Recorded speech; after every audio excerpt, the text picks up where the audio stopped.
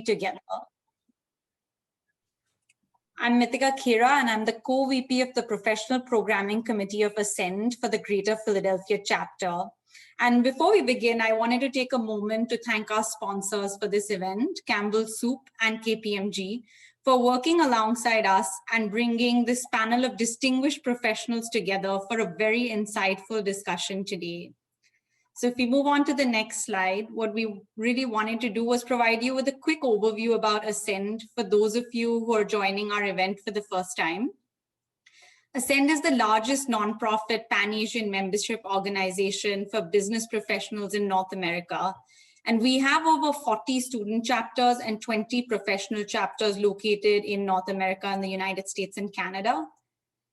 As part of our programming, we offer robust professional development and career enhancement programs, which are really designed to cultivate Pan-Asian talent. So as you can see on the next slide, we're really a career life cycle organization, and we give members the opportunity to develop relationships with individuals at different phases and stages of their careers, going from students all the way to board members. So it's a really great opportunity to network and get to know other professionals in the area. And then finally, on the next slide, we just wanted to tell you a little bit about our chapter, the Greater Philadelphia chapter. So our members here in the Greater Philadelphia market are in the fields of business, professional services, finance, technology, accounting, marketing, basically spanning all the different areas within companies. And our mission is really to provide quality professional programming and serve as a collective voice for those business communities and to discuss the issues that are of importance to our Pan-Asian community.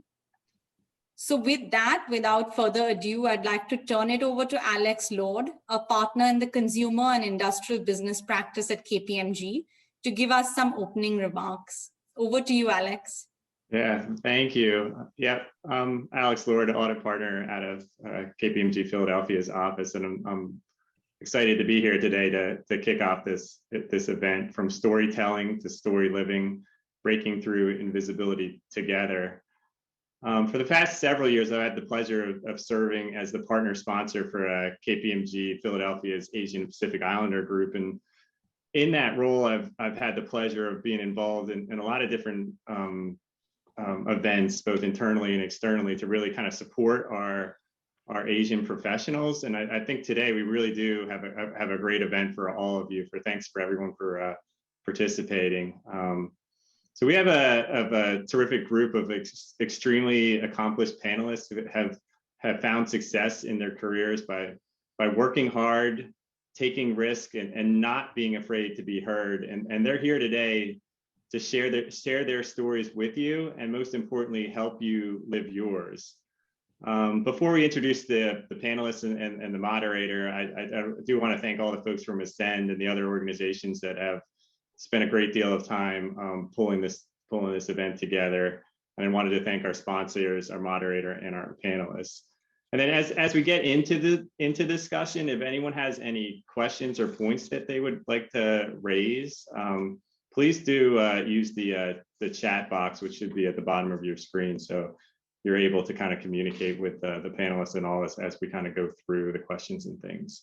So to get to our panelists, and they all do have extremely extensive resumes, so I'm going to do my best to summarize some highlights here, and I apologize to them if I've missed a couple of things, but I think we have distributed kind of their longer resumes. So first of all, we have Bill Imada. Bill is the founder and chairman and chief connectivity officer of IW Group, which is a minority-owned and operated advertising, marketing, and communications agency focusing on multicultural markets. And Bill's clients, it's quite an extensive list of clients, but it's some of the largest companies in the country and in the world, including American Airlines, Coca-Cola, General Motors, Godiva, HBO, McDonald's, and the list keeps going.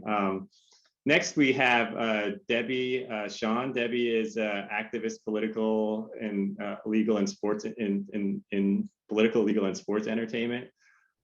She's a practiced law litigation partner with leading law firms. She's also the first female NBA agent and has represented other athletes and entertainers.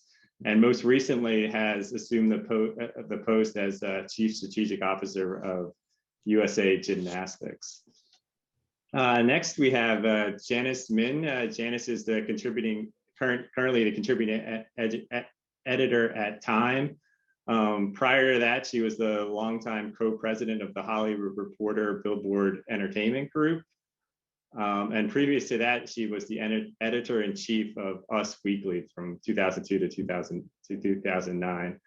And then finally, we have Sanjay Sharma. Sanjay is the founder and CEO of Marginal Media Works, and Marginal is a premium content studio focused in all sorts of different ways of storytelling, including film, television, animation, and interactive series, and other podcasts and things like that.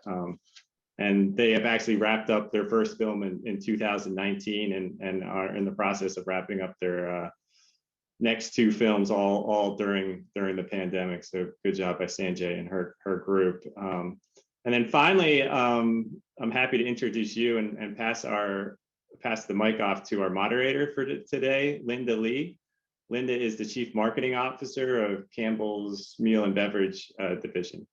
Hi, everyone. So there's no question, I am actually very, very honored to be able to moderate this group of panelists. And I think we're missing Janice and Debbie, who are coming on as well. And before we start, I wanted to kind of admit something. I only recently, in the last few months, met Bill and was inspired by how he was using his voice and actions within the AAPI marketing community. And so when I reached out to Bill to see if he'd be interested in this, I was surprised he immediately said yes. But not only did he say yes, he was like, I've got 3 other amazing people to also bring onto this. And so as I read their bios before I first met them, I'm not joking, I am intimidated. And I am intimidated to have the honor to moderate this great group of folks. So we've got about an hour together. I think I could easily interview each of these folks for an hour and would all be completely, engaged in that, but I'm going to do my best to draw out as much learning and wisdom as well as advice from each of our 4 panelists. So with that, we're going to kick this off, and I asked each of the panelists to share with us in one sentence-ish, when do you think you found your voice? And what triggered it? It's going to help us get to know each of them a little better. So I'm going to just call on folks here. I see Debbie first. So Debbie, you're up. Well, so you move things around here. Thank you very much, Linda. And when she tells me to do something, I do something. But it's Bill who brought me to this party. And likewise, he's been a terrific advocate and opens many doors for many people. Okay, sorry, my one sentence. Look, I'm sorry. I found my voice when I came into this world, and what triggered it was the surgeon who helped my mom bring me into this world. And when he slapped my butt, that was the start of a never-ending saga for my family where I would not shut up. So my voice has been loud and clear ever since. End tape. Great, thanks, Debbie. And on to Bill. I see you next. I'd say when I was running for student body president at the university, and the KPMG people will love this, I was speaking to the largest business group, the Accounting Association, and found out that they had 700 members. And I absolutely blew that conversation. And I literally ran out of that room and I started crying. And somebody told me, snap out of it. And that's when I realized that I needed to find my voice and use it. So that was the trigger for me. Great, thanks, Bill. Sanjay, you're next. I should have done the homework better. I think, to me, finding my voice has not been nearly as easy as it was for Debbie. And so, it's been a lifelong process. I don't know if I'm there yet. It has evolved over time. the first instance of it that I can remember is probably college. So I I grew up in Baton Rouge, Louisiana, went to public school all my life, and then got into somehow fancy elite Ivy League university, and nearly failed out in my first semester, and just thought there's no way I can do this, and I must have gotten in by mistake. And had one professor who took me aside and said, "Listen, it's clear you have something, but you're not putting it out there, right? Like I'm not, and I was kind of like, everyone here has read these books already. I had never been exposed to them. And in this particular class, many of the students had already read these books in ancient Greek, right? So we're talking about the classics. And I'd just never heard of them, right? And he was like, all these kids are saying the same things their prep school teachers taught them, right? So you have the opportunity of original ideas and thinking around these works because you've never read them, right? And so anyway, he made a pact to, if I came to class every day and sat by him with a large cup of coffee, that he would help me get through it. And I certainly began finding a voice at that was probably 18 years old. So, Right. And I graduated from college. I did all right. Thanks, Sanjay. And then Janice. Hi, thanks for having me today.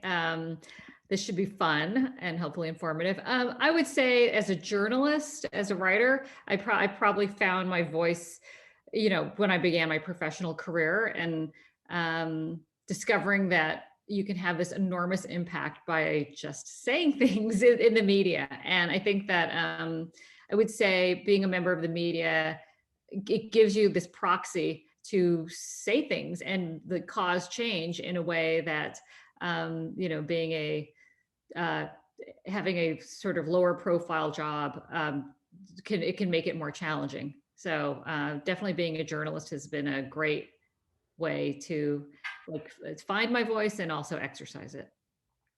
Great, thanks, Janice. And thanks, to each of you for kind of just so openly answering that question. I think we heard a wide range, right? Anything from literally saying hello to the world to, as we, get into our professional careers and finding that voice. So it's a good segue to my next question then is, even either before you found that voice, as you found it, or even today, for those who do feel like they have found that voice, this topic of invisibility though, do you have moments that you feel invisible even to this day, or maybe that triggered you to finding your voice?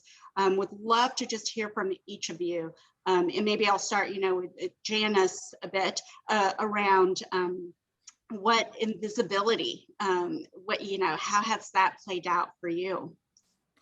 It's interesting. I have this really distinct memory when I was a child of probably like in second or fourth grade. I don't remember where I was very, very shy. And I felt like I remember this moment just clicked in my head and I felt like I do not want to be shy anymore and I will no longer be a shy person. And then it was just this incredibly freeing moment. And so I feel like I don't know how much of that is tied into being Asian. My parents were Korean immigrants, but certainly there was no.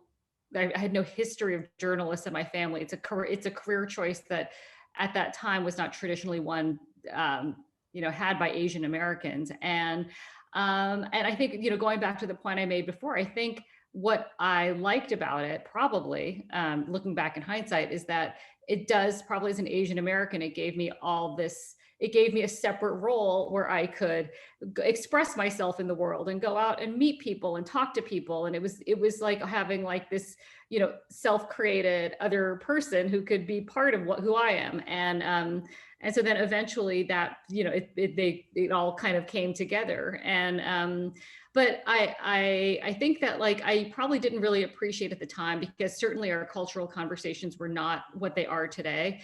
But the significance of being, I became an editor-in-chief when I was 32 years old. And at Us Weekly in the last decade, it was the aughts, it became this huge cultural phenomenon. And so I could be on the Today Show like 10 days in a row, or, constantly in the news, or being written about like in the New York Post or New York Times. And it was a really interesting, I think I didn't fully understand the significance of what that meant, both for me personally and also what it could mean for other Asian Americans. And I think when I, now here in 2021, I see how few, like maybe it didn't mean that much because there are not that many. It's not like the world is drowning in Asian American people in media. So, but I think that I guess I'm not sure I'm answering your question, but I would credit my, this sort of grappling with invisibility or being clueless about it, to my complete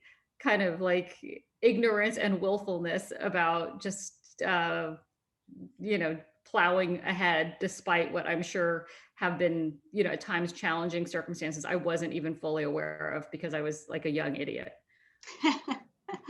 And I'm curious, Janice, though, because you've been in media, very visible media, very visible roles, have you felt invisible in your career? Or do you feel like once you made that decision of you're not going to be a shy girl and you're going to use your the platform of your profession to share your voice? Have I felt invisible? I probably, I think there's so many, the word of today, intersectionality, right? It's hard to know how much of it is female, how much of it is being an Asian female. I think there were times I actually feel like I used my unicornness of being this Asian female in these various jobs to my benefit. Like no one was going to mistake me for somebody else. And there was only one of me. And I do think though that like in, being an Asian female and in one of these jobs in these traditional publishing entities, you have to be so good. Like you have to be there is no room for error, no room for mistake. And, there were so many stories written at various times that I was about like how much I was paid, that I was overpaid. And I just thought and at the time it was sort of, it always like didn't sit right with me because I'm like, what does being overpaid mean? And so I think that there were sort of these subtle ways that I think being Asian American and certainly female were made certain things that were said or perceived different. But God, I just I don't know. I just had so much drive and like really loved what I was doing so much that I just kept like plowing forward. Moving forward, right. Yeah. Right. Thanks. And so I'm going to move this over to Sanjay then, because Sanjay, you made the comment even today, right? You're still finding that voice perhaps. Would love to hear your story around invisibility and how that has played in your life. Yeah, sure. Thanks. I think I need Janice and Debbie as executive coaches. I've definitely,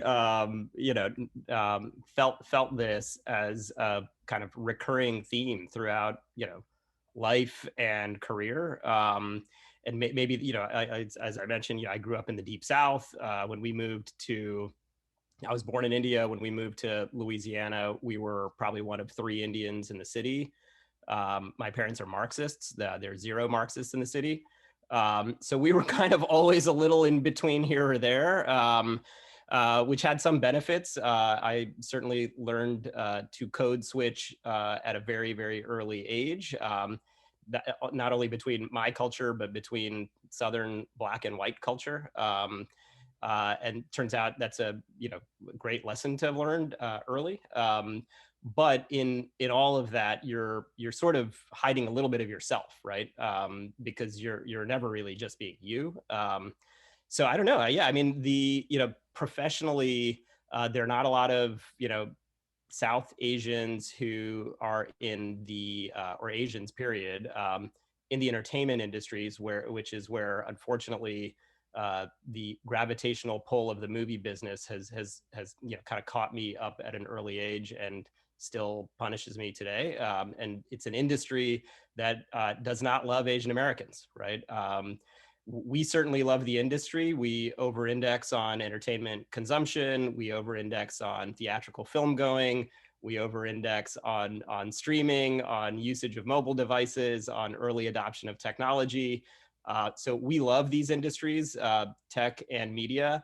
Those industries don't love us back, right? I'm curious, Sanjay. I've actually not heard that said. So I'm curious your thoughts around that, like why that might be. What? Well, the simple doesn't the phrase just the industry doesn't love us back. So why that is systemic racism, basically. Right? That's why it is. The examples of it and how we can observe it just through data. This is probably a very data-minded group, and Bill has a lot of these stats at his fingertips faster than I do probably. But if you think about the media landscape we're entering into, with the first globally connected platforms, right? The last decade, we certainly saw the rise of globally connected internet platforms, right?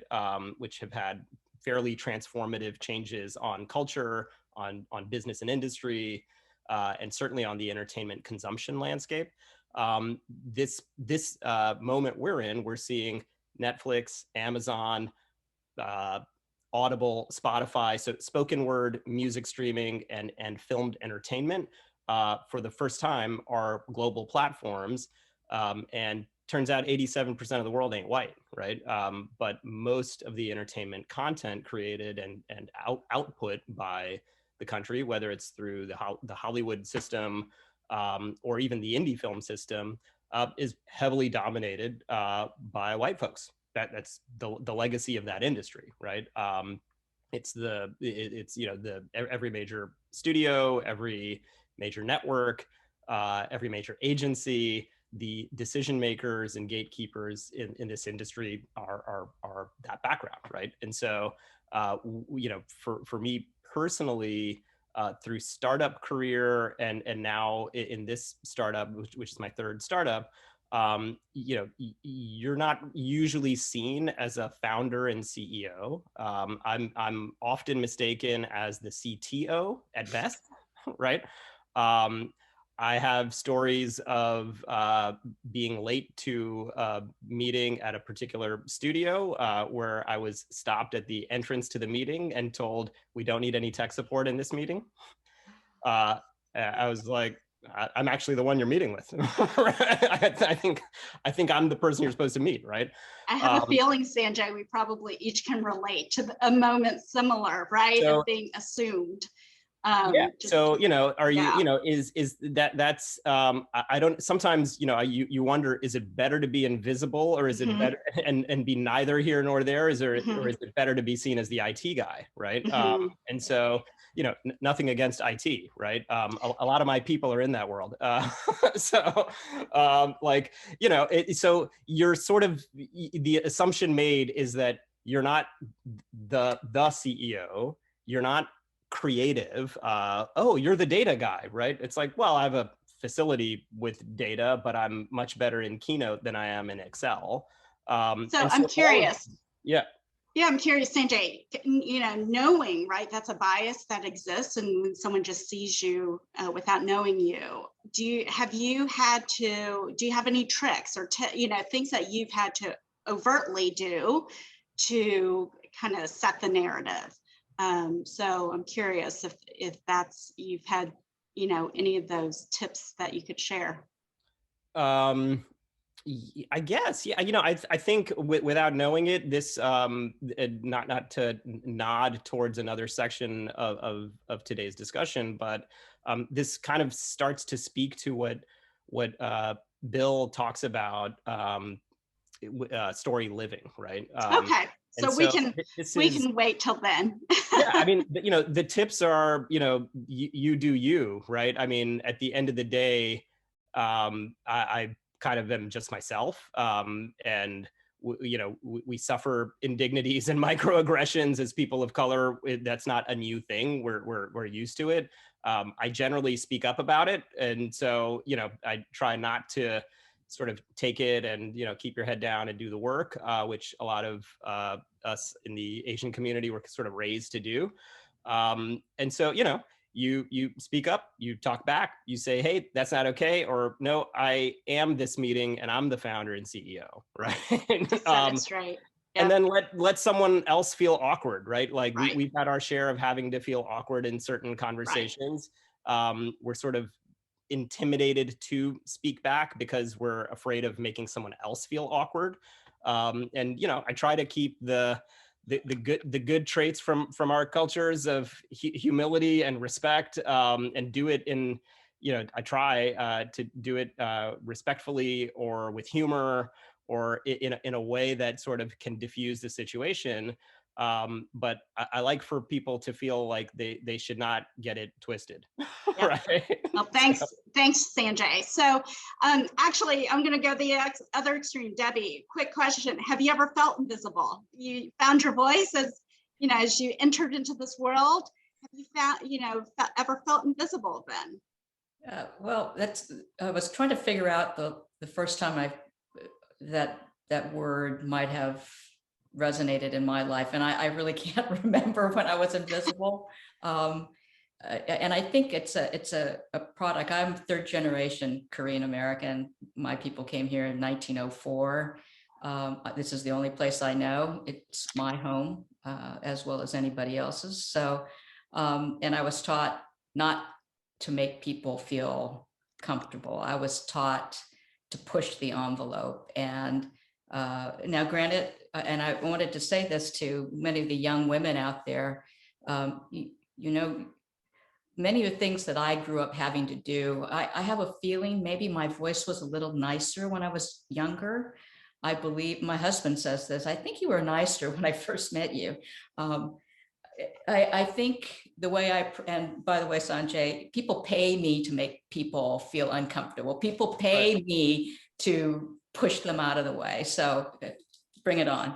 I think when I was young, having lost a father early in my life, realizing that nobody was going to save me, that if I needed something, I had to go get it myself.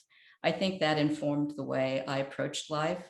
Regrettably, I also believe I took on sort of a harsh edge. I look at you all, you're all beautiful women who are poised and charming and have these wonderful voices, and the way you speak is so eloquent. And I can do that too. And Sanjay, you're absolutely right. My generation, we didn't call it, what do you call it? Code switching. We called it being chameleons. That is, I know what I'm supposed to be when I'm in that room, and I change colors with whoever I'm with. And having grown up in South Central LA, the whole gamut about what I can say and what I can do. You hear me? Yeah. And I can be in a locker room and shoot the shit with all the guys too. So, but I can't do that. Because I took on this sort of harsher exterior in order to not be invisible, it's so your generation could come in and be as sensitive and sweet and soft as you want, and still get across that you're competent, that you need to be at the table, you want to be at the table, and you deserve to be at the table. And that's because people like me pushed our way in. We became the loud, get the hell out of my face, I'm coming in that door. Sanjay, I would have not said, what? It's like, what the? Get up out of the way. I'm walking in that meeting. And by the way, my peeps are coming with me. So that's another way of saying, and yet I can, in another milieu here, another venue, I can be just as diplomatic as the rest of them, depending on what my client needs and what I need. So that's a long way of saying, I think I knew early on that if I had to achieve something, if I wanted to get what I wanted, I couldn't be that little girl who my dad loved so much. I'm going to have to do it on my own. So. Yeah, no, Debbie, I think that's so true of it's a long journey in each of those chapters. You are where you are today because you were not invisible, right? You forced your way to that. And so I think you were the one who said the shoulders that we stand on, that I get to stand on and such, but it is through that. You're not going to be invisible, and you're creating that space for us. So thank you. Great. All right. Well, we're going to now move over to the next topic around storytelling and story living. And so there's a couple of terms there that I wanted to take a little pause on before we open it up to real open discussion. First, storytelling. You know, we've talked about finding your voice, the importance of that, but then storytelling, using that voice to tell stories. You know, before we get to that story living, Janice, on storytelling, you know, it's your profession. And so I thought it'd be great to hear from you what you think. Why is storytelling so important, and how has that been the case, you know, for yourself?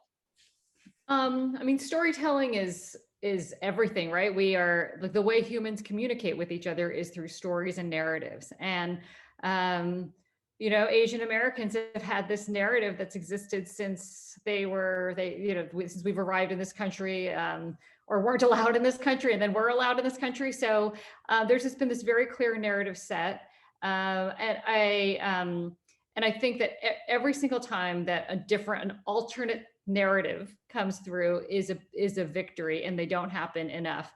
And I think those alternate narratives can be, you know, Sanjay is the CEO, like he's not the CTO. Or it could be, you know, Debbie was an NBA agent. What? Like, I mean, I think all these sort of stereotypical perceptions that have driven, you know, we have not driven our own narrative, right? It's been established by the dominant media, the Hollywood tech. I mean, platforms that have traditionally been run by white Americans. And I think that I just wanted to elaborate on something that Sanjay was saying about Hollywood. I do think that we're in a unique moment because of the direct-to-consumer relationship that is happening right now, that is eventually going to be the dominant relationship, where we don't need women to interpret the messaging. And I think you can see it places like the big streaming platforms.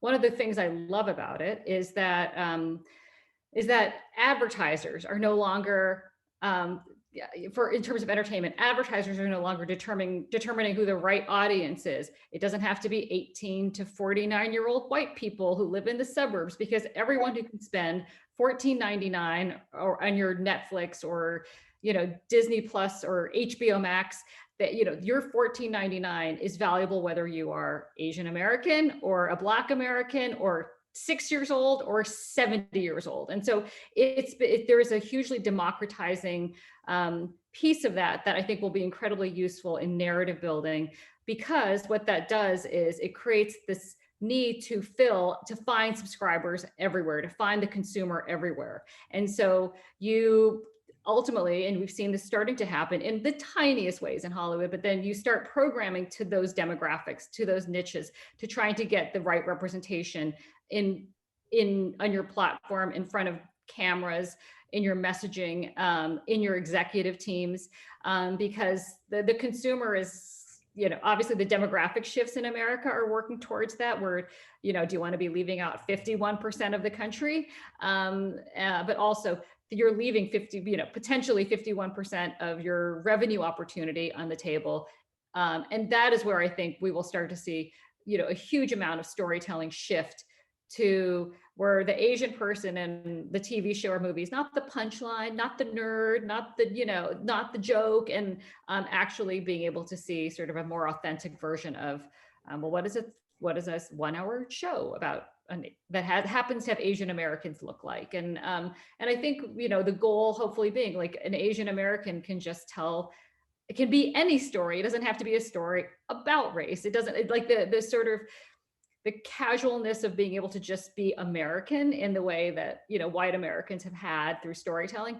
That is when I think we'll know that we've achieved a great level of, you know, that we've achieved, that storytelling has become effective for Asian Americans.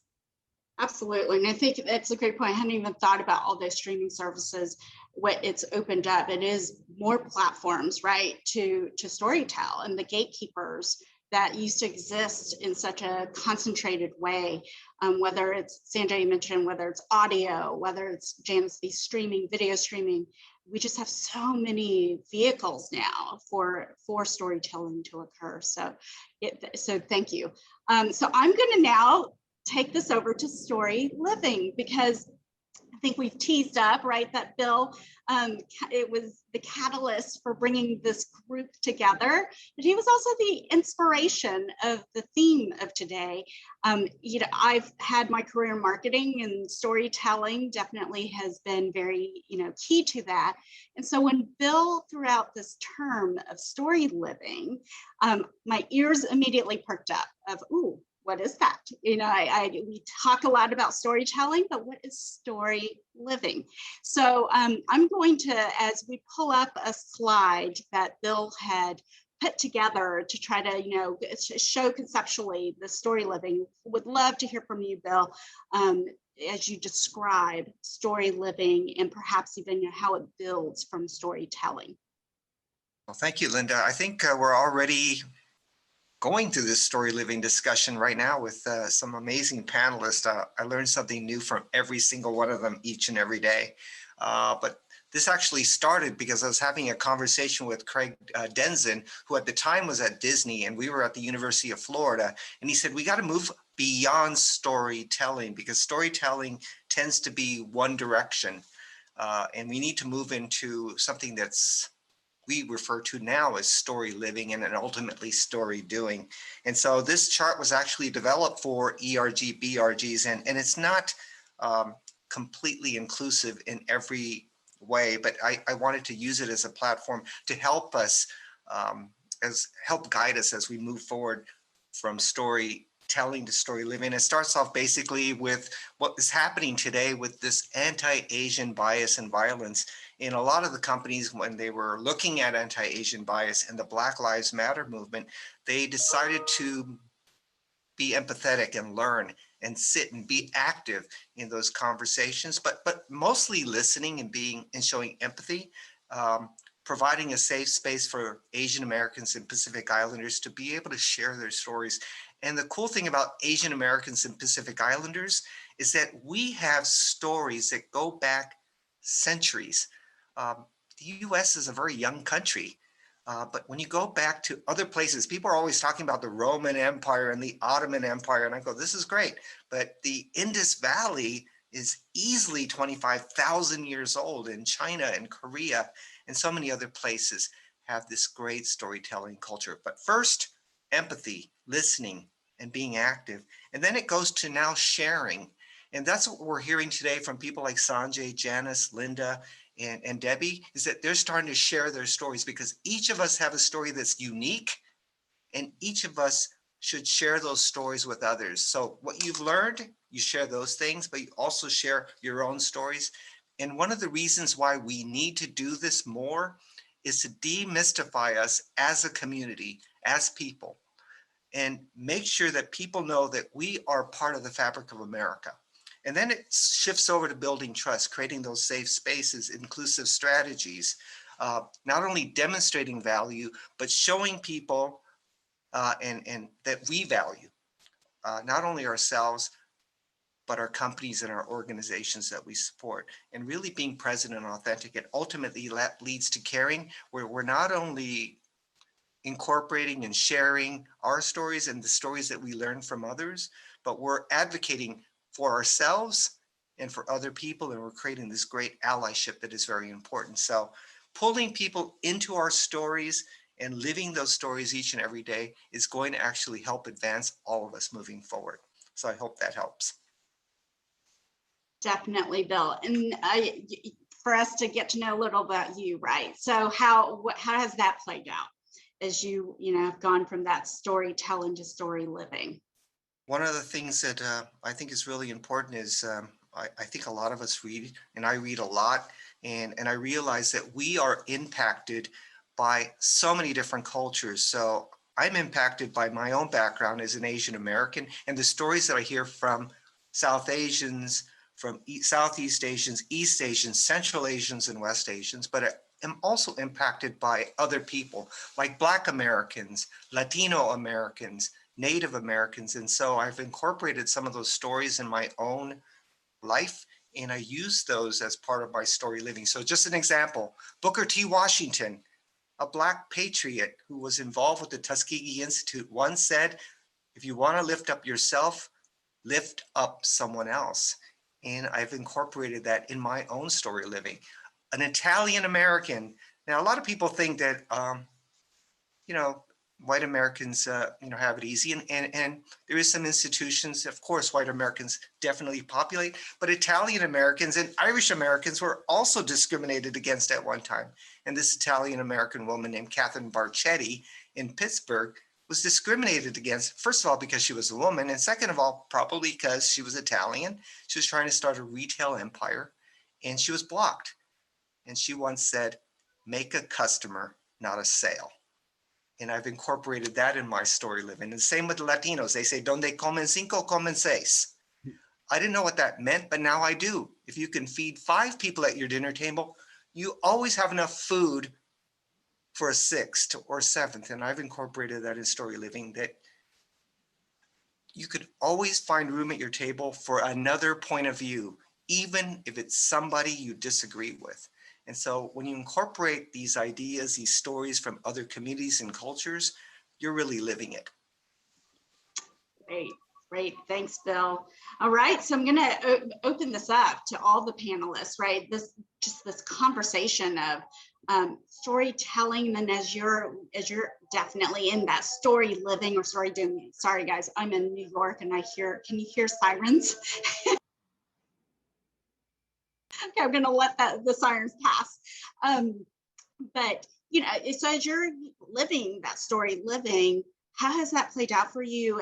Have you found it hard? Have you had instances where it's been difficult? Or what are the challenges to that? Or how have you overcome that? So I'm going to open it up. Or I'll ask it a different way. We're waiting for everybody else to go first. Aren't we cute? So Asian.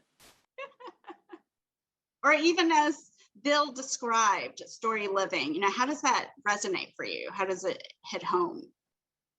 Or not? We can also challenge things. I mean, I think that Asian Americans, it's part of the cultural pride, or the cultural experience of being an Asian American, that too, there's this sort of cultural shame in expressing weakness, or expressing. I feel like, I grew up of a generation where my parents, they definitely did not want me to learn Korean. And it was like, be American as fast as you can be. And I think that there's been a whole, there's been such a resistance to actually coming forth with stories. And I think that in the current moment we're in, it's been so shocking for so many people, including Asian Americans, that I have no doubt that these incidents were underreported and have been going on a long time. And who knows if who knows how much of an escalation it actually is. But you can see this hostility that was just right below the surface. And it took, this one event of the pandemic to sort of easily bring it out to the forefront, which happens in all forms of discrimination all the time, right? It happened during 9/11 against Muslim Americans, or, currently with the conflict, Israel-Palestine, Gaza, you can see both sides having discrimination occur against them in America. And so it's always there bubbling on the surface. And I think people didn't really consider the role of Asian Americans in all of that. I mean, I've always been shocked when I look through, whenever you look through studies about representation in different industries, and there's always, Blacks, Latinx or Hispanic, and that Asians almost sometimes are often not even mentioned. And it is that invisibility factor. And I think that, I'm sure everyone on this panel has had someone say to them, or in the audience, like, oh my God, you're so white. Oh, you're, come on, you're like, we're all white here. And I'm like, I actually am not white. And I think that there's that desire to, when you're in an organization, for people to your colleagues sometimes to classify you as as one of them because it makes them feel better, because it puts them at ease. And then knowing that there's this whole other group of people who are Asian American who they wouldn't consider one of them, people who own dry cleaners, who own restaurants, who, who are delivery people, who drive their Ubers. And I think that kind of distinction has really harmed us. And I think Asian Americans have been so, have been, part of the immigrant story is you have strived so hard to get to be acceptable, to go to the right colleges, to get the right jobs, that it's created this divide of, acceptable Asian Americans and, others that have not been fully embraced or continue to be thought of as extremely other by the vast majority of society. So I think that the more that we draw those connections between the lived experience of professional Asians, blue collar Asian Americans, it definitely helps create a far richer view of the Asian American experience. It's not singular, and you're so right, just the stereotype versus the reality. But I'm actually really curious, because you said, you were brought up where assimilation, right? Your parents wanted you to assimilate. Don't learn Korean. It's what in high school I realized I was a banana, right? Yellow on the outside, white on the inside. And so how has that journey been though for you? As you go into that professional career, where does the Asian part come in? Or, how are you navigating that? Probably, being pulled from both sides.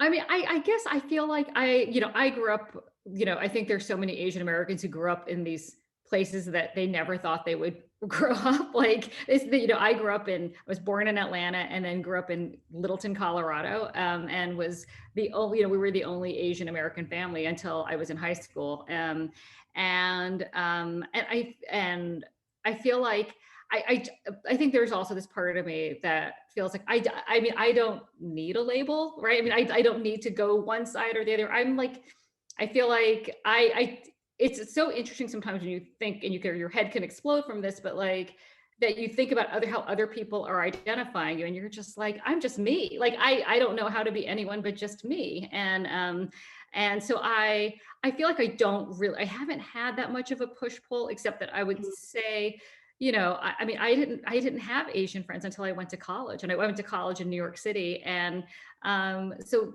I guess I had to learn part of, I had to learn that people had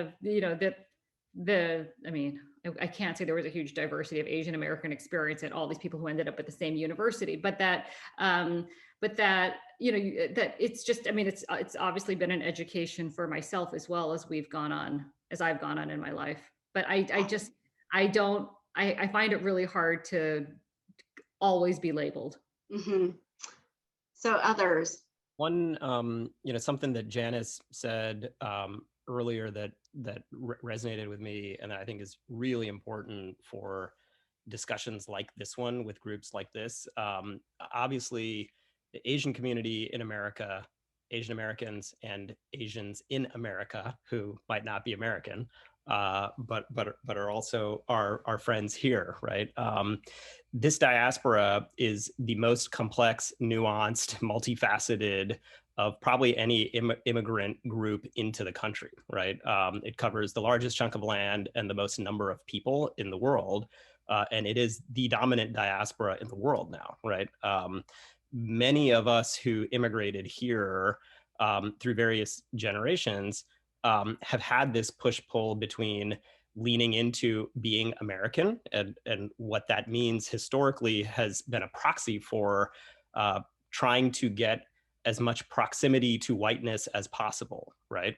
I hope that if anything, we're starting to see clearly through the antiseptic quality of sunlight, right, is that proximity to whiteness, proximity to power will not save you, okay? You are not white, and you are in a culture that is dominated by the heritage of colonialism and capitalism, which has a lot of systemic bias in it, right? I say this with respect. I'm a, not like my dad. I am a fan of capitalism, and I've been in startups for most of my career for that reason. So the amazing power that this country delivers to unlock value and unlock creativity and expose new ideas and new voices is very real. But we have sort of been taught that, on the spectrum of Blackness and whiteness, this is the right path to go to get the benefits of American society.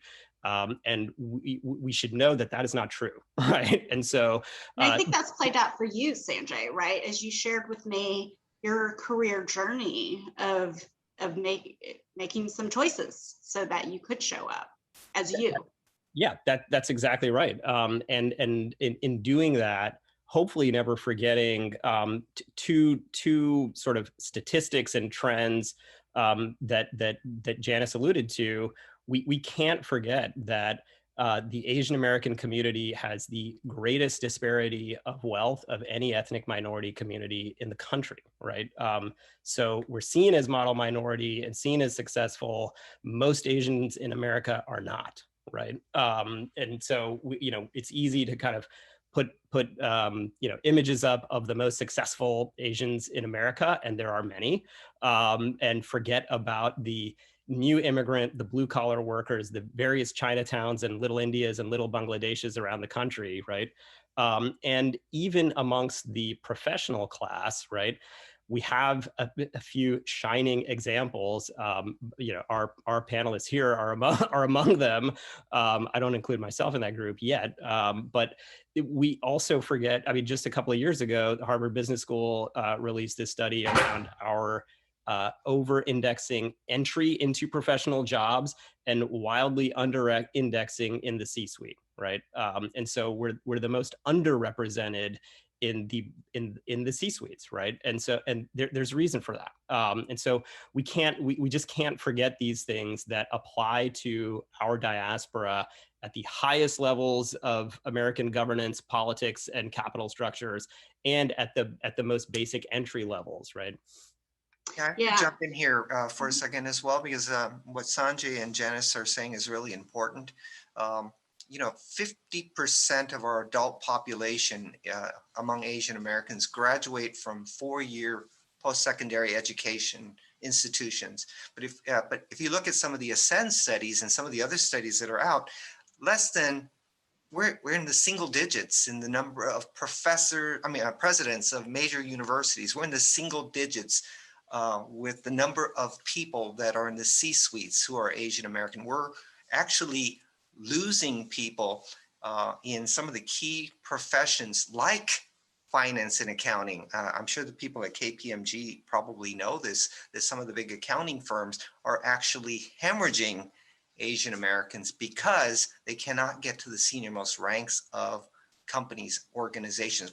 Even in the field of law, which is one of the areas where we have a lot of Asian Americans, we have seen a 28% drop between 2011 and 2019 in the number of people that are pursuing their Juris Doctorate degree.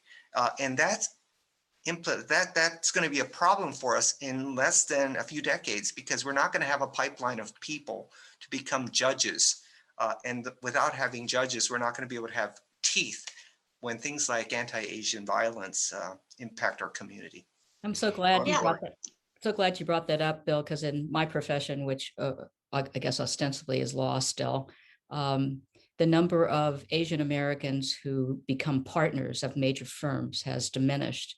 We're losing a lot of the mid-level associates who are on the brink of either becoming a partner or leaving. We're losing a lot of them. And consequently, there are many who are coming up the ranks who are asking themselves, why put in the time, the effort, and all the hardship if when I get there, it's not going to be given to me.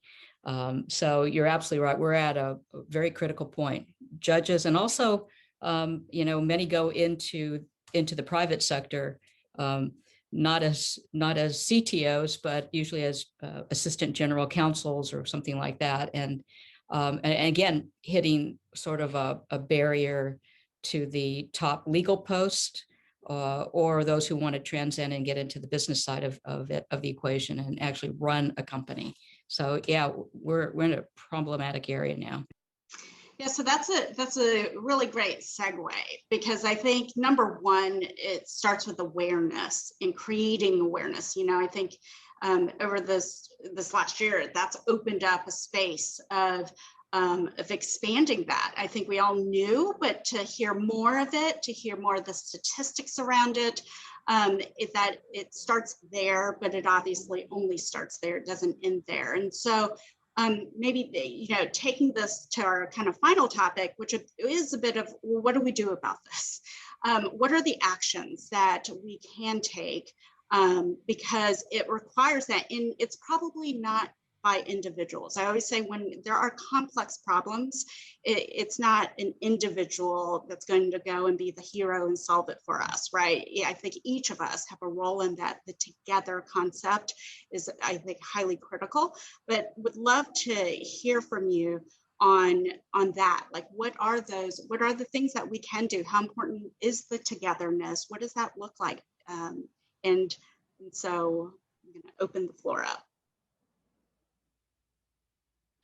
I mean, I'll just jump in, and I think it's important for, you know, I guess one thought I have is that it's important for professional Asian Americans to not distance themselves from, you know, Asian Americans who might not be as economically or socially, you know, in the mainstream. And I think that, you know, our own divisions we create among ourselves. And I mean, I certainly hear it from older Asian Americans, or I'm sure many younger Asian Americans, like, you know, like, we're not like that, like, you know, and taking sort of this disproportionate pride in education, income level. I mean, yes, and everyone should be proud of these things, but using them as a marker of acceptance in a way that it probably isn't actually fully true, but in a way that then it, you know, creates destructive divisions among Asian Americans.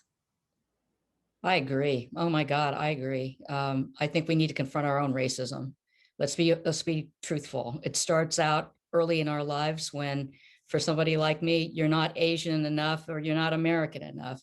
I don't speak the language. I don't understand what the hell you're talking about. And yet, you know, white society looks at me and says, you're not, you are a minority. It's like trying to get into college. I thought, damn, now I can use that minority card. And Stanford says, well, you're not a minority in our book. I go, shit, I've been told that my whole life. Now, when I want to play the card, I can't use it. What you going to do? But I believe that it starts, having lived as you all have, and where we are not the majority. I think the only place that I can say that is like Hawaii, where Asian Americans are in the majority. And quite frankly, when my sister moved there, it was like I could finally be anonymous in a crowd, right? You could just be like, it was like heaven for all of like 5 minutes. Then you want to get back to the West Coast. But anyway, I believe that we have to face our own racism. I really do. I think it's the first step in the right direction. I think it permeates everything that we grew up looking at and wanting to be. Unfortunately, Hollywood perpetuates many of those stereotypes. Hopefully, a lot of those are being crashed now with the new directors and producers and writers, hopefully enough that we get to see some of what we really are. Let me throw out a challenge for everybody. Everybody sits back and saying, well, what can I do? You know, I'm only whatever. I'm only, I used to get this from, you know, my secretary or my paralegal or, you know, whatever. Like, what can I do? I mean, you're a lawyer. You can, you know, throw money down. You can do whatever. You can actually live this. You believe that there's social injustice. You can get out and walk. You can pitch your $5 instead of to Starbucks to something that you believe in. You know, you can't sit back and watch the parade go by and then ask the question, why didn't they take the other turn? You have to get active. You have to take a stake in it. Somebody, I think, in the marketing departments came up with these great little ways of saying it. And as much as it sounds trite, I think it's true. Be the change you want to see. Even if it's the tender moment. I just got off a plane flight and I watched this older white guy help a immigrant who couldn't speak English find his bag. Everybody else like distanced themselves. I don't want to understand what this guy is saying. go up and ask them, try to make conversation as stupid Americans because we don't speak the language, right? So be the change that you want to see out there. And if you don't, you leave that kind of legacy for your children or your children's children. So let me throw Thanks, Debbie. Yeah, I mean, I'm hearing, starts with us, right? Being empathetic, confronting our own biases or racism, but then also taking kind of agency and ownership in what we can do. And I'm going to kind of pivot this a little to the workplace, and maybe Bill, because you work with large clients, large corporations, there is also, I'm curious your thoughts as to how we can, move forward, make progress in this, even in large organizations. Yeah, it's really amazing to, have people like you, Linda, at Campbell's, but also Matika and Alex kind of leaning in and being supportive of employee and business resource groups. And a lot of times the employees, they don't necessarily believe that they have the ability to make change or be supportive of the companies they work for. But if I were to provide some advice to the employee resource groups at Campbell's and KPMG, is one of the things that I would ask you to do is kind of lean in and ask for things. And this is something that took a long, long time for me to do because I never want to impose on anybody. I was perpetuating those negative stereotypes about Asians being passive and humble, and I still am. But now I'm a little bit less fearful about asking for help. And so I think one thing that the ERGs and the BRGs can do is ask for some things, ask for meetings with the CEO of the company, have a conversation about diversity and inclusion goals, have a conversation about the pathway to success in the pipeline, but also looking externally, what would really be helpful is that we have a groundswell of support for people like Janice, people like Sanjay, and people like Debbie, because I would cry, frankly, if we lose an important voice in media if Janice were ever to take a fall. Now, I don't anticipate Janice will ever take a fall because she's fearless, but we have to let corporations and media organizations in the entertainment industry know, and sports, that we need to see diversity at the highest ranks of those organizations. That means we need more Janices in media. We need more fearless people like Debbie in sports representation. And we need to see directors, producers, writers, and storytellers like Sanjay help bring those stories to life in entertainment. Right, the highly visible. And then within our worlds, I'm your one sentence or one phrase of takeaway I got was ask for things, right? Don't be afraid to ask. So I'm gonna we're gonna close this out. I'm gonna go to Sanjay, but on the, what's that one advice, that one phrase that you'd love to leave our audience with? Ooh, heavy one, right at the end, the pithy gem. Yes. I think Bill said it. I mean, the advice I would have given to my younger self, right, is actually just that, right? Ask for things, speak up. Don't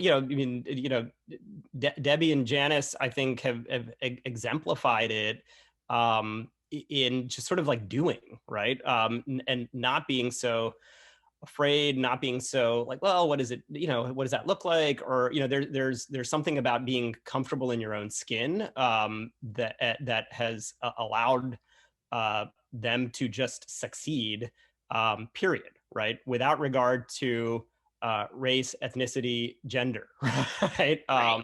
Sort of feeling like I deserve it. I am as smart, if not probably most likely 10 times Right. smarter. Confidence in yourself. Anyone else right? in the room, right? And so Yeah. having the confidence, whether you're, I run a couple of startups that have grown to be, several hundred people at some stage, and I always did our all company, all hands with every member of the team, the janitorial staff, the receptionist, everyone, right? Because I know that good ideas, creativity, talent comes from everywhere and is equally distributed, but access and opportunity isn't, right? And so feeling like just because I'm the receptionist, I don't know that I have the power or the stake, the opportunity to say anything. Well, you know, if someone walks by that front office every day, people are coming in and out, and you probably can actually say, hey, do you mind if I ask you a question about this? Or I had this idea about doing something in the lobby. Like, you can actually chip away at impact, right? And so having the confidence to ask for things and to speak up, I think is really critical. Creating space, right? Yeah, creating space for maybe those who aren't as, but to give them that. Great. Thanks, Sanjay. Janice.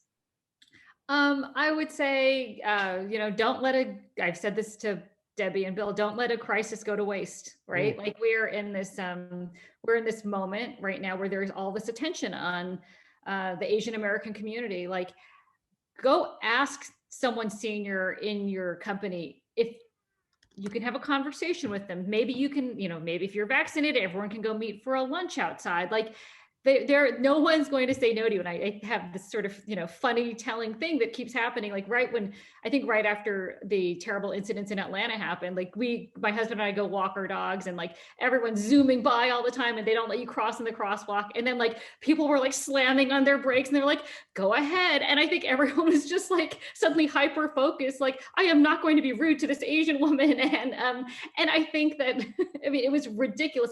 But I think you should take advantage of that moment, like, and have people actually feel the desire to listen to you and hear you and maybe even help you. And I think, and it's the other last thing I want to say is that I think that, you know, we've spent a lot of time talking about the Asian American community, but I think you can't discount you are going to have all sorts of allies in the larger community. And every great mentor I've ever had, because there are no Asian Americans in media really, you know, it's been a white person, right? It's been like someone who, you know, really like took a shine to me. We got along, and, you know, and you wanted to give advice, and has been extremely helpful. And so I think don't discount, you know, and frankly, a lot of them have been white males, and because that has been the power structure. And so just, I guess, never assume the worst intentions out of the leadership, you know, no matter their background.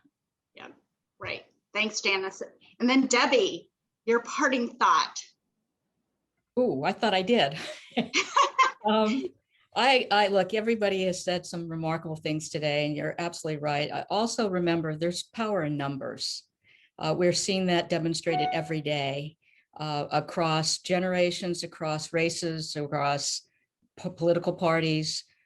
We're finally feeling that strength that I wanted when I was growing up, because there weren't a lot of us who were politically active or felt the need to go out and demonstrate in numbers. You've got it now.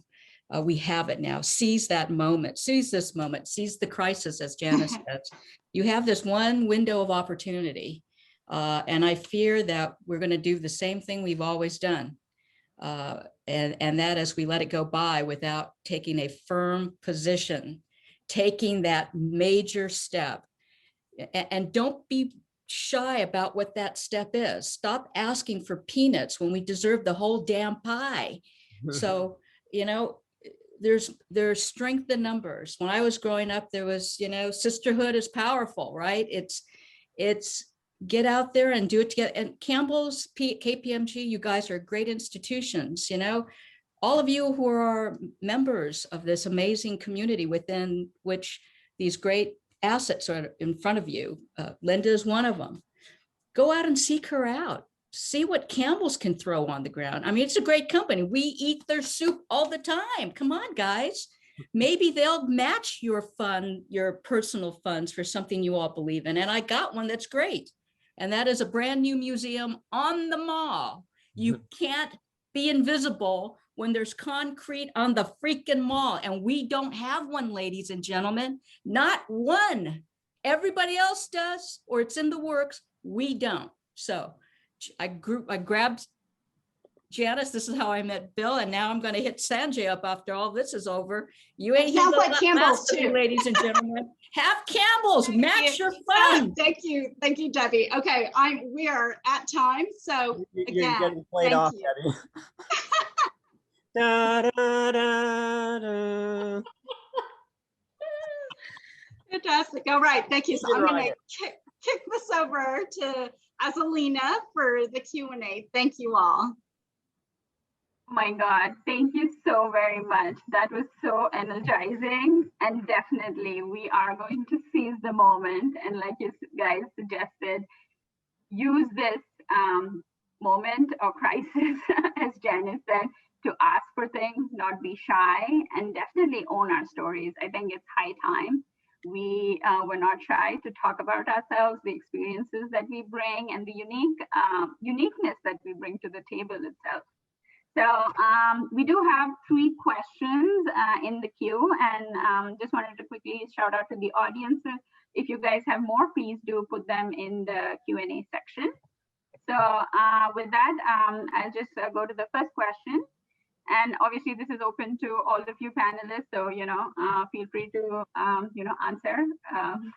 So the first one is, how did you deal with the high expectations people impose on you?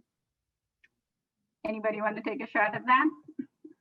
I mean, Unfortunately, go people's ahead, Debbie. expectations are never higher than my own. So they can get in line. I expect, and I obviously never meet my own expectations, so I'm never going to meet theirs. But you have to be true to your own self, live within your own skin. And if you need to, go get therapy, So it's you shouldn't be dealing with others' expectations. It should be your own. What do you want to achieve in life? What makes you happy? And that's what you should do. I mean, echo Debbie 1,000%, and strongly recommend the mental health dimension, especially for our community that has a very strong historical kind of preconception, misconception, and bias against mental health. It's such a great and important point, Debbie. The expectations. A therapist that I went to took a long time to crack something, which was never feeling like I was doing enough or had done enough or been kind of achieved enough, and sort of objectively looked outside and said, hold on a second, you have 2 chronic medical illnesses, you graduated Phi Beta Kappa, summa cum laude, dean's list from an Ivy League university, third of your class at Stanford, clerked on the Ninth Circuit. Where does the achievement part, how does that not seem to sink in, right? And so to Debbie's point, seeking that external badge, validation, credibility, degree, whatever it is, will never be enough, right? And the power structures will probably never grant you that feeling of success. And so at some point, you've got to internalize that and feel it on your own. Can I just add, I think that I don't think it's as much as living up to the expectations of others in the professional setting. I think it's exceeding the low expectations that people may have of you. And I think those low expectations are, not a leader, not creative, just good with numbers, or whatever those expectations may be. So I think that the challenge is to in your own mind, not internalize those low expectations people have of you, and to imagine transcending those. Because I think that people in this age of heightened DEI work in corporations like to pat themselves on the back and, oh, we got X% of this group in this middle management rank, and we're amazing. And, and then thinking, thinking how can you really push forward beyond just being a number. Right, absolutely. Thank you so much for that. So quickly moving on to the second question from Lena. I'm seeing this push to drop the Asian from Asian American. To an extent, I appreciate that need to qualify ourselves as fully American, but I'm concerned about the erasure of heritage. Can we shift the cultural perspective so that we see these qualifiers as additive rather than competitive to the American identity? Loaded. I mean, I don't think America is ready to drop the Asian American, right? So I guess I can't even remember what but the origin of Asian American, but it's, it's a relatively new invention in identity. But it's born out of, I'm going to presume, a necessity to advocate as a group. So I don't know. We used to be called Orientals. Oriental. Right. We're now rugs. That's when we graduated to being Asian Americans. And now we're Asian Pacific Americans. So Well, it's harder when 2/3 of your population, they were born outside of the US. And so people still self-identify with the places that they have actually immigrated from. So it's going to take us a little while to kind of drop the Chinese, the Korean, the Indian, the Pakistani kind of label. And I think that's okay, because that's who we are. We're all talking about authenticity. We're all talking about this transparency. And if that's how we want to self-describe, we should be able to do that. Of course, we're now moving into 3rd, 4th, 5th, 6th generation Americans who are Asian Pacific, but we still, as a community, have to coalesce. And the rise in anti-Asian bias and hatred is allowing us that opportunity to coalesce more as a Pan-Asian identity. So I'm hoping that we don't drop that yet, that we still are able to find the uniqueness of who we are, where we're from, or where our ancestors are from, and then ultimately move to this greater Pan-Asian identity that we're seeing with other communities. Yeah, well said, Bill. So quickly moving on to the next question from Dad. Does anyone else feel the pendulum has swung too far in the direction of desiring to assimilate, and as a result contributed to the invisibility the group feels now? I think that was something, that Janice, that you had referred to, like quickly become American.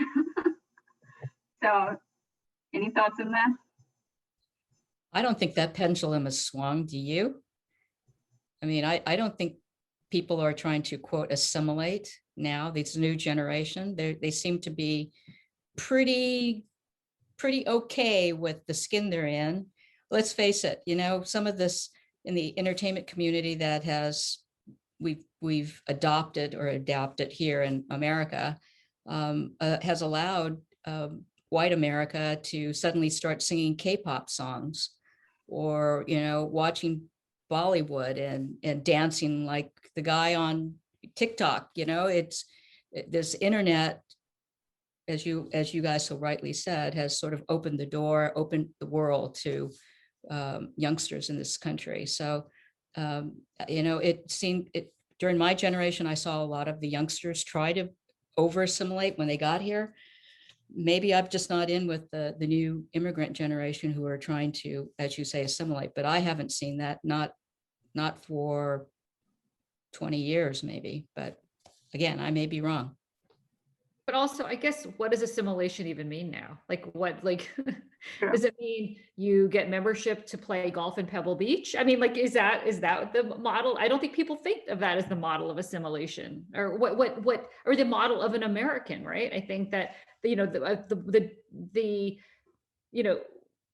there is, as we've discovered, there is certainly not one American ideal. And I think that as we become more pluralized as a group, that idea of, what does assimilation mean? I think that you could view the idea of assimilation as just sort of pure acceptance as an American, but without any of the constraints of what defines, what has, to my great irritation for many decades, been described as, someone who's all American in media, or, in publishing or in film or whatever. So I think you're right too, because even back, look, I'm the old one on this group, so I will say it. I mean, it was the girls who thought if they went into a white sorority, they made it at USC, or were dating a white guy, or whatever it may be. And at the end of the day, I'd look at them and say, honey, you still got them slant eyes. That's not going to stop them. You're still going to walk into a room and look differently. So as much as you think you have, quote, assimilated and made it in white America, I got to say I think you're just, the self-deception here is quite heavy. So I think and again, I'm a different generation. I don't see that. I can't imagine kids thinking that nowadays when there's so much culture and relevance of this new generation and feeling proud of what their grandparents or great grandparents or even their mothers and fathers have brought to the table. You see Sanjay and Janice and Bill. I mean, even, all of people who are hosting this, you're young, you're vibrant, and you embrace your heritage. It's not something that you put in a closet and bring out once a year. And I think our parents, though, if you're third generation or fourth generation, your grandparents or parents were eager to assimilate and encourage their kids to assimilate for survival reasons, because there was systematic racism, xenophobia in our country, and so some of that legacy does get passed on. But I have great hope for young people, because they're like saying authenticity, transparency, bring your genuine whole self to things, and I'm excited about that. But I also feel that there is a little bit of invisibility that we have to overcome.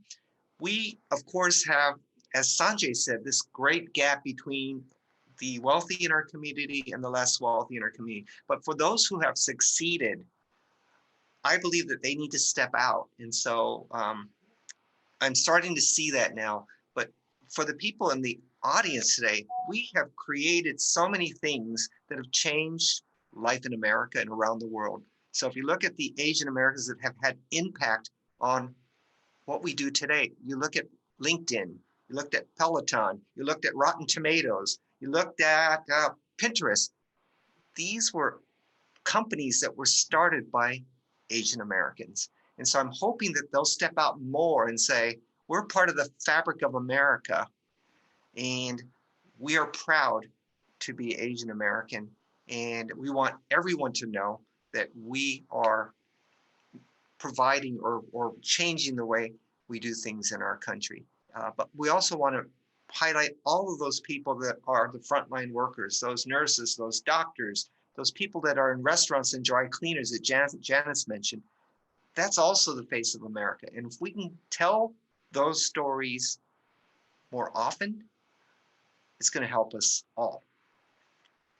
Definitely. Thank you so much. And I think that's all the time we have for questions. So thank you again for joining us today. This was amazing to hear all your stories, especially the authenticity that you guys brought to the table. We're really, really grateful for. So with that, I will pass it on to Shweta to close today.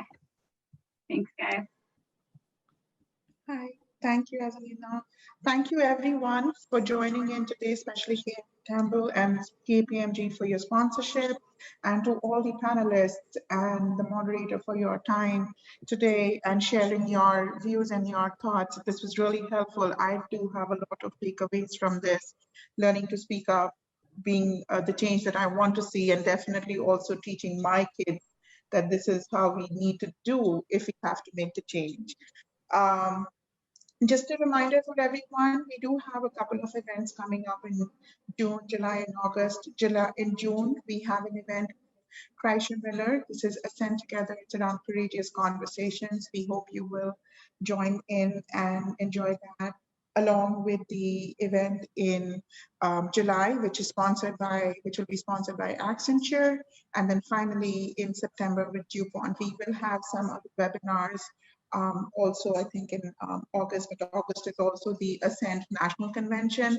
And so please take advantage of that, look it up and register if you've not been so already. Thank you again. And I hope you also enjoy the long weekend that's coming. Thank you. Bye.